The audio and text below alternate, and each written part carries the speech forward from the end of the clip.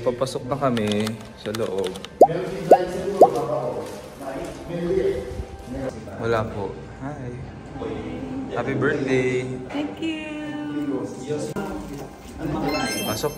After you. Kamusta na natin siya? Makakamusta natin si Padre Pio,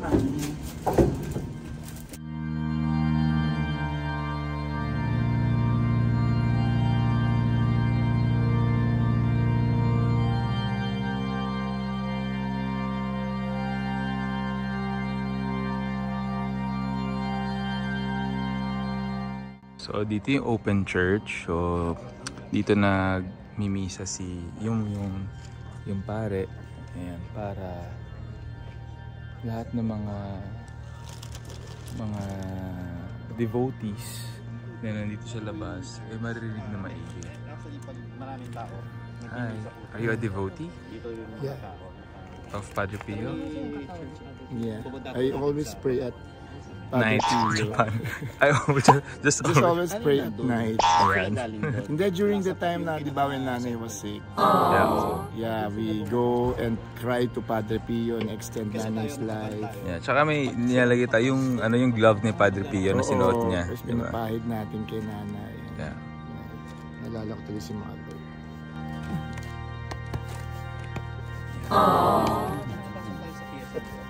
Happy na si nanay. Happy na si nanay.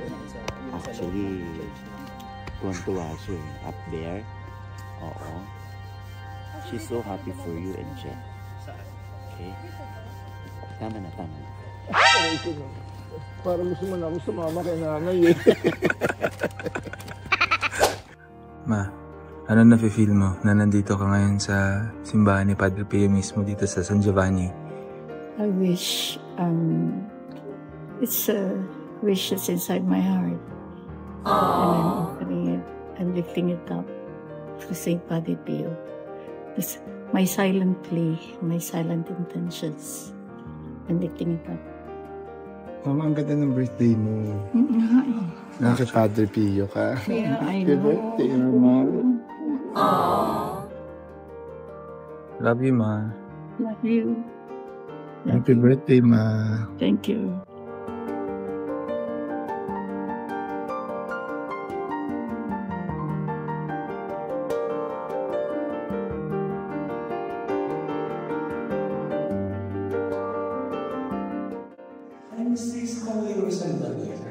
Kasi nakikita mo yung details ng mosaic tiles. It's marble. Hindi lang siya basta tile. Marble siya. It's a mixture of marble and colored ones as well. Alam mong ginawa yung lugar with so much love and passion. I guess similar to how Padre Pio lived his life.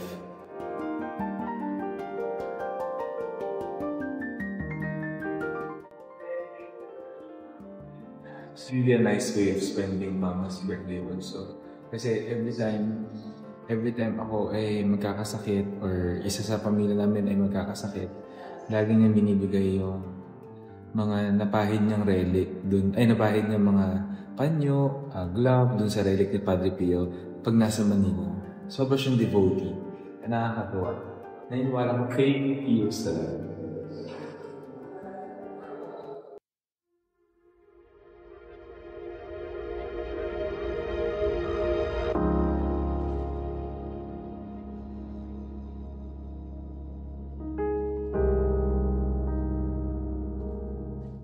Hindi ko alam po Italian ko o Latin. Sige, Italian. Hinarap natin yung relic kung nasan si Padre Pio.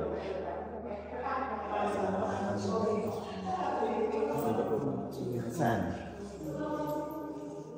Ano kami kuna? Yes.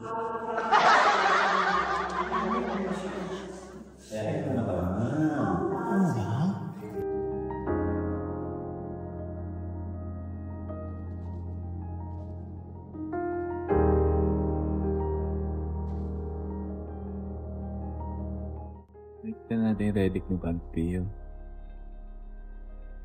Yung body niya na hindi nag-decompose.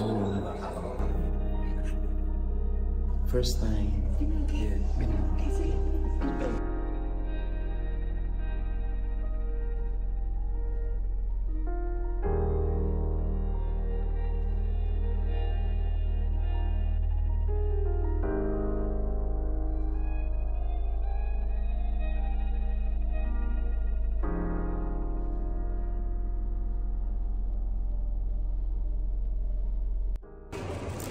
So after lunch, papabless namin yung mga nabili namin na rosary. Hanap mo lang tong sign na to, Benedizione. Ayan, so be-bless na yung mga pinabili namin.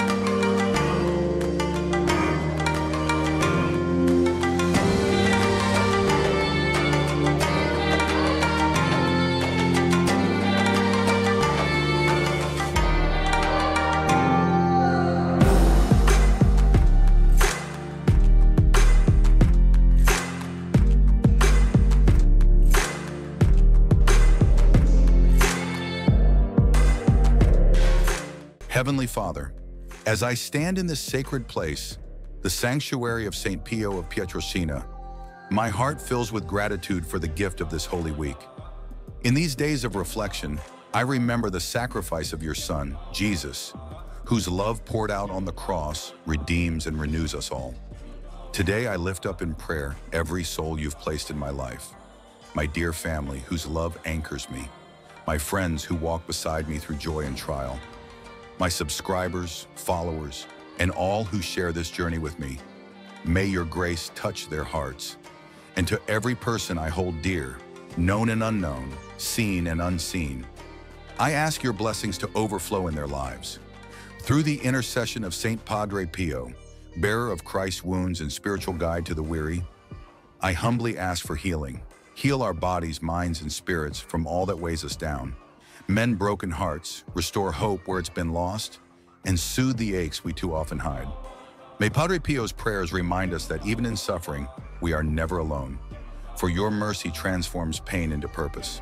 In this Holy Week, as we walk with Christ toward the cross and the empty tomb, teach us to love as he loved, deeply, sacrificially, and without limit. Help us carry one another's burdens, just as St. Pio bore the stigmata for your glory. Thank you, Lord, for the gift of community, the promise of resurrection, and the hope that binds us together. May the light of your love guide us all from darkness into everlasting peace. St. Padre Pio, pray for us. In the name of Jesus, our healer and redeemer, amen.